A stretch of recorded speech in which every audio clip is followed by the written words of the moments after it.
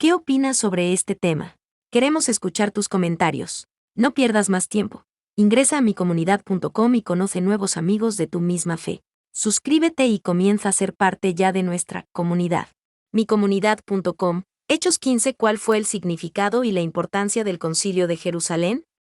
En los primeros días de la Iglesia cristiana, la Iglesia estaba compuesta predominantemente de judíos. En Hechos capítulo 8, el Evangelio se extendió a los samaritanos, que eran una mezcla étnica de judíos y gentiles, y muchos samaritanos recibieron a Jesucristo como Salvador. En Hechos capítulo 10, el apóstol Pedro fue el primero en llevar el Evangelio específicamente a los gentiles, y muchos recibieron a Cristo como Salvador.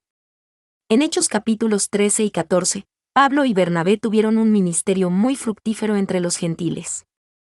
Todos estos gentiles que se volvieron a la fe en Cristo causaron preocupación entre los creyentes judíos, expresada por primera vez en Hechos capítulo 11 versículo 1 al 18, y las cuestiones que causaron preocupación finalmente se decidieron en el Concilio de Jerusalén, Hechos 15. Las cuestiones se centraron en dos preguntas. ¿Los gentiles primero tienen que convertirse en judíos antes de poder convertirse en cristianos? ¿Tienen los gentiles que observar la ley mosaica después de convertirse en cristianos? El ímpetu para el Concilio de Jerusalén se da en Hechos 15, versículos 1 y 5. Entonces algunos que venían de Judea enseñaban a los hermanos: si no os circuncidáis conforme al rito de Moisés, no podéis ser salvos. Es necesario circuncidarlos, y mandarles que guarden la ley de Moisés. A algunos cristianos judíos se les enseñó que los gentiles tenían que observar la ley mosaica y las costumbres judías para ser salvos.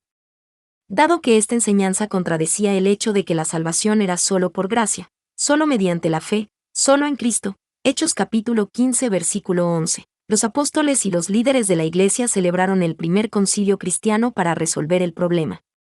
En los versículos 7 al 11, el apóstol Pedro habló de su ministerio con los gentiles, como se registra en el capítulo 10 de Hechos.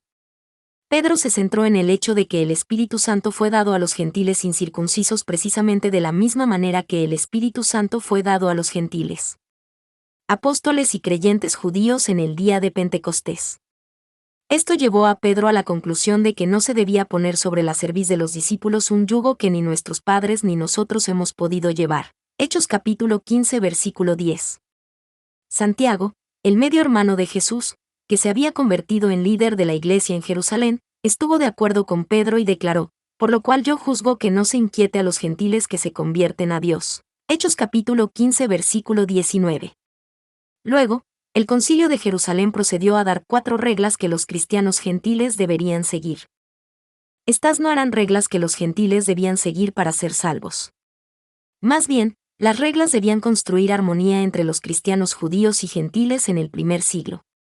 Las 4 reglas que decidió el Concilio de Jerusalén fueron que los cristianos gentiles debían abstenerse de alimentos contaminados por ídolos, inmoralidad sexual, carne de animales estrangulados y sangre. Las instrucciones no tenían como objetivo garantizar la salvación sino promover la paz dentro de la iglesia primitiva. Es interesante que el tema que trató el Concilio de Jerusalén sigue siendo un tema importante en la iglesia hoy. Hay grupos que todavía enseñan que los cristianos deben obedecer la ley del Antiguo Testamento. Ya sea el día de reposo, las leyes alimentarias o toda la ley del Antiguo Testamento fuera del sistema de sacrificios. Hay grupos que declaran que la observancia de la ley es necesaria para la salvación o al menos es un aspecto crucialmente importante de la vida cristiana. Lamentablemente, estos grupos ignoran por completo o malinterpretan gravemente la decisión del Consejo de Jerusalén. El objetivo específico del Concilio de Jerusalén fue decidir qué aspectos, si es que hay alguno, de la ley del Antiguo Testamento deben observar los cristianos. El Concilio de Jerusalén, con el fin de fusionar las culturas judía y gentil dentro de la Iglesia de Antioquía, dijo que los gentiles deberían evitar sus antiguas prácticas paganas asociadas con la idolatría. No hubo ninguna mención del sábado. Además, el Concilio de Jerusalén dejó muy claro que estas reglas no eran requisitos para la salvación al reafirmar que la salvación es por gracia tanto para judíos como para gentiles. Hechos capítulo 15 versículo 11.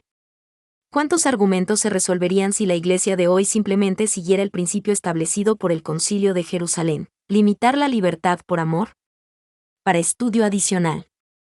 5 puntos de vista sobre la ley y el Evangelio por Stanley Gundry. ¿Qué opinas sobre este tema? Queremos escuchar tus comentarios. No pierdas más tiempo. Ingresa a micomunidad.com y conoce nuevos amigos de tu misma fe.